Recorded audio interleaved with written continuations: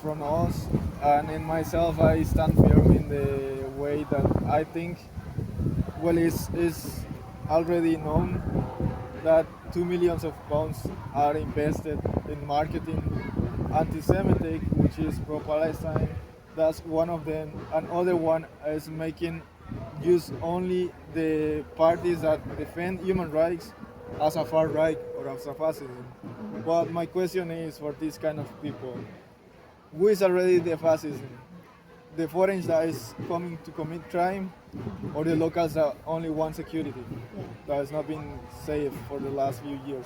Because when I came, it was not like that, and that's why I stand in the side of the British flag. Yourself, yeah. I think there's a lot more that unites the two groups that were here today. I think Yeah, there should be. when we're shouting at each other at the end of the day, everybody is struggling to pay their energy bills. Everybody is angry about the fact that 1 in 3 children in Scotland is growing up in poverty. Everybody wants housing availability.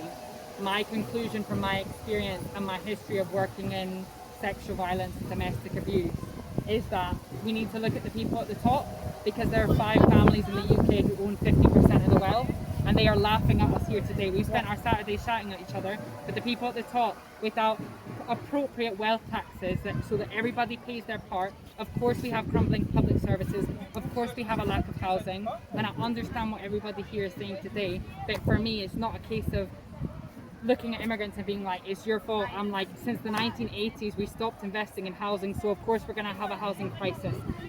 So that's how I feel today. Yeah. That's it. I mean, to counter that argument, I've just found out that in Edinburgh there's a crumbling building. It's like an old Victorian building, and they're going to Scottish government have got money to renovate it. Yeah. And 544 one-person pods are going to be built in it. In Leaf Edinburgh. A lot of them come from Leaf Edinburgh probably, so they're going to get that on their doorstep, and they'll be going from there to there. That's my feeling about it, you know, because But at the same it's time, dog eat dog, isn't it? but the thing is, when we look to each other to point fingers, and the people at the top who aren't distributing the wealth that would actually mean that we can all live, because it's like, I don't want somebody living in a pod.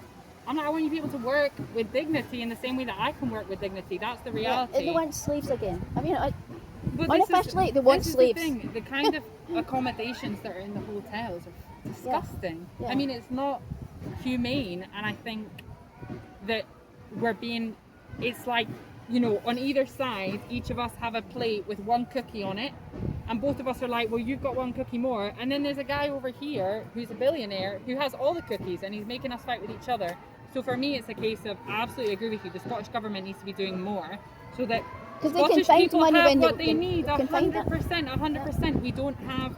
We have a tax system which is so backwards, and it lets people just accumulate. And it means that evidently we turn against our neighbours, but our neighbours are our neighbours. We have to come together in that. And I think I really understand what everybody's saying here today. I was on the other side, and for me it's a case of, my neighbour is my neighbour, and I'm going to look out for you. I don't care what country you come from. Yeah. And because I'm I study sociology, I'm interested in crimes. I've read, we were talking about it, it's hard because on your side, you all consume a certain kind of media which tells you stuff, and I consume media which tells me stuff. And so then we're coming at it with really different perspectives, but at the end of the day, you want your family and yourself to be safe. I want my family and myself to be safe. And I know that the people I work with who came to this country looking for a better life also want their families to be safe. And I think there is money for us all to have that. Anyway, there sorry, is I won't money. speak There is. The anymore. Scottish Government can pull it out whenever they need it. Yeah. And it doesn't make sense when they say, oh, we can't pay for the NHS, we're cutting this. 100%. The police service, we're cutting that. Everything. Meanwhile, we give £400 million to private companies with their oil and their gas, and we just sold off Scottish assets. You know, Yeah, that's right. you know, we've got a youth employment crisis. Young people are wanting jobs. We got a climate crisis. We could really save the two and get more jobs in the NHS, more jobs in the social care sector, more jobs in like sustainable infrastructure. The solutions are there. What do you think the main aim of it all is? But what is the main aim? Is it just to bring everybody separate, so we're, you know, it's like separate and divide and conquer? Yeah, 100%. That's it. If you point the finger to a group who are a minority, like trans people or you know, immigrants or asylum seekers, or insert whatever group you want to put in, it stops you from asking the questions of who today, everybody was sat in this park today, but there are some people who were sat in their mansions with cooks who